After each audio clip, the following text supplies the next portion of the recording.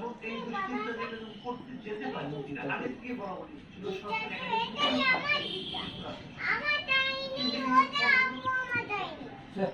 তাহলে কি সেই ঘর মশা কিন্তু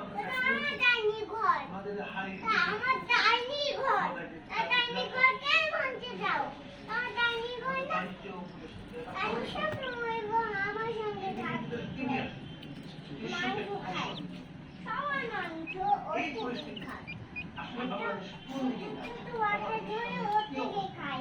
আমার খাই না অনেক ভালো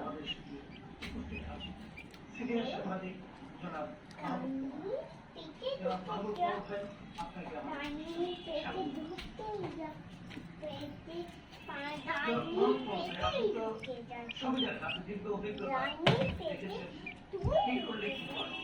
এখন যা কিছু করছেন